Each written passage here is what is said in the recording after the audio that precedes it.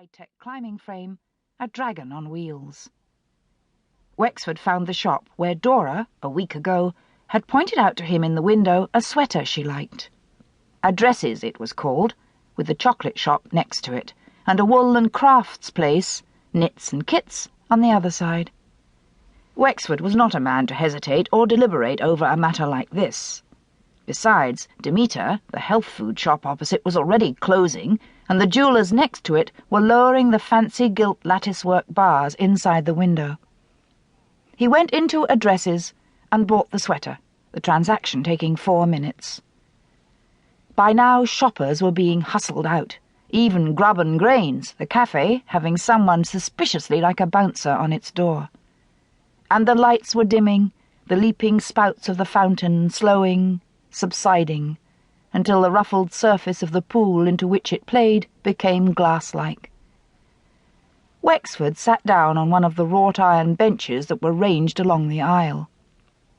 He let the crowd make its way out through the various arteries that led from this central column, and then he too left by the automatic doors into the covered way. A great exodus of cars from the above-ground car parks was under way. At the far end he looked back. Flags flew from all the turrets along the centre's spine, red and yellow triangular pennants which had fluttered all day in the tail end of the gale, but drooped now in the stillness of a dark, misty evening. Slits of light still showed in the narrow, pointed, topped Gothic windows.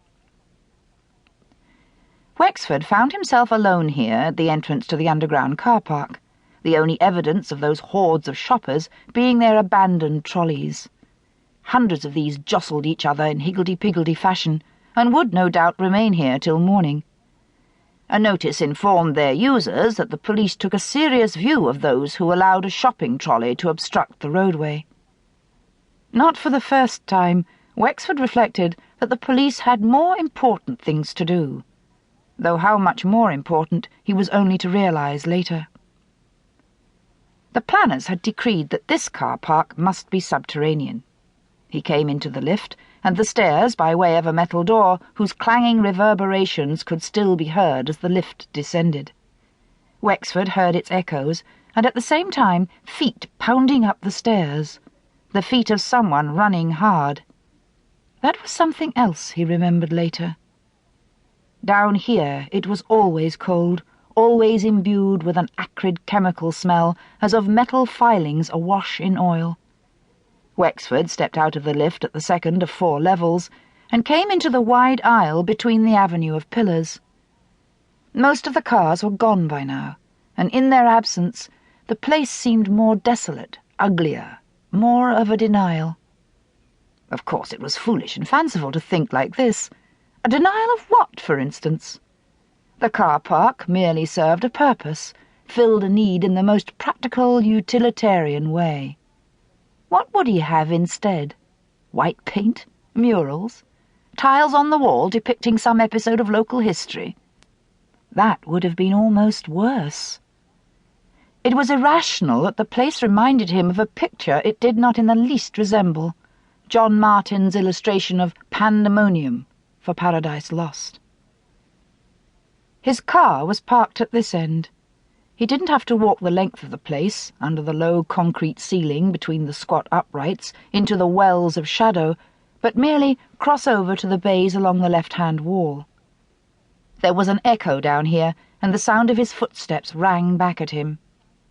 If his powers of observation, in general so sharp, were less acute than usual, at least he noticed the number of cars that remained, and their makes and colours.